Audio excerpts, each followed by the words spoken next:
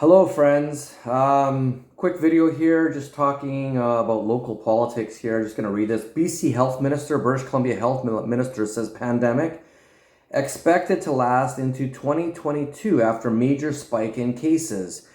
So let's just read this article real quick here. This is from today. The Minister of Health in BC issued a somber message the weekend after the province recorded its highest ever number of active COVID cases since the start of the pandemic. Ooh, we're all scared. This pandemic that we're all so very tired of will be going on, we would expect, well into 2021 and into 2022, over a year and a half from now. On Saturday, August 15th, there were 100 new cases reported over a 24-hour period. Now, I'm preaching to the choir. I'm preaching and talking to smart people. Cases. We all know what cases means. It's the opposite of deaths. Not 100 deaths, 100 cases, my friends. But just like they're using the same playbook in other parts of the world, now it's come to our local media where it's all about the cases. And that's what we need to be scared of. It's all about the cases. The more testing we have, the more cases we have. Common sense should tell you more cases with less deaths mean this disease is not nearly as dangerous as we thought it was. But we're not in a normal world. We're in a world full of fear and idiots who just shit the bed every time the news has a breaking news article when really there's nothing to worry about. And of course, they're just testing more people. And of course, they're making it seem like this is because of the private party. So they're going to crack up enforcement. This is all very predictable. Very, very predictable. The very big problem I have with this, I have a problem with all of this, of course.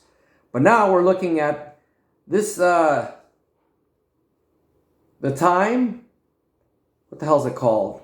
The agenda of time. I forgot the actual catchphrase for that. It just slips my mind now. The time frame has now been extended to 2022. So now in the back of our minds, 2022 is going to be a normal thing to talk about. We're in 2020. So you're talking at least a year and a half from now, we're still going to have to continue with all this shit? Wow. Wow. And people are going to be okay with this, walking around with masks and this whole charade, and probably more stuff piled on top, more mask requirements. Maybe we're going to wear gloves and a visor and a hazmat suit until 2022, a year and a half from now. So we're going to go through the rest of this summer, which is going to be ending shortly, into the next spring, into the next summer, into the next winter, and then into the next spring probably in 2022. So I'm going to be like, 52 years old when all this shit ends? I'm not even 50 yet. Amazing. It's amazing that this continues, and it's amazing now they're talking about 2 years down the road that we're going to have to deal with this shit. It's just like, wow. It's hard to deal with this. It's hard to deal with this situation, and we're going to have to deal with this for 2 more years. I'm hoping and I'm praying that more people understand what the hell is going on. I went to a march on the weekend. There was about 30 people there. And part of it's my fault and my friend's fault and everyone's fault. When you only see 100 people or a couple hundred people, it's the same people, you kind of get turned off. We need to have hundreds of thousands of people. Do people want this thing to continue into 2022 here in Vancouver, here in British Columbia and Canada?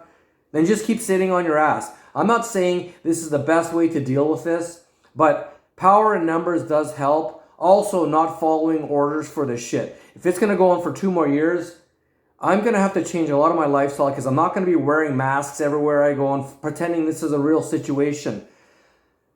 Here's the other problem. They're testing everybody. If they start testing everybody and these people die from car accidents, they start testing drug addicts in downtown Vancouver, and then a year from now they die of a drug overdose, they're going to say, well, these people actually died with COVID, not from COVID. They use all these little tricks. Died with COVID. A year and a half from now when they die of a drug overdose. Oh, well, they had COVID in their system, so that's going to be counted as a COVID death.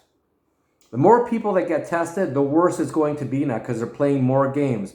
All of you hypochondriacs and you paranoid individuals, stay the hell away from those testing facilities. You're going to ruin our lives once and for all. please stay the hell at home and just stay away from any health officials. If you got a cold, just deal with it yourself. Don't go to the hospital. Don't tell your doctor. Don't tell anybody. You're going to screw us up for fucking ever with this stuff. Now we got to wait until 2022, and who knows, it'll be 2023. It's not like this is ever going to end. Of course it's not. I already predicted it. Everyone's predicted it. This is never going to end because this is a life-altering situation to change our lives forever. I don't know what else to say. I'm just going to keep saying what I see. There's not much I can do. I'll do what I can. Everybody do as much as they possibly can.